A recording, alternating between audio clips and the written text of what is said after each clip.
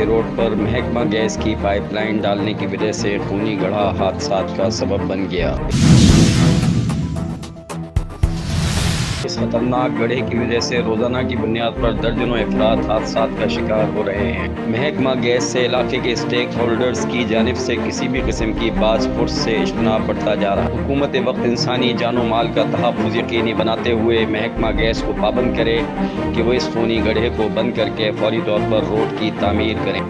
علاقائی عوام اور EBM کازوے روڈ سے گزرنے والے راہگیر انتہائی اذیت میں مبتلا۔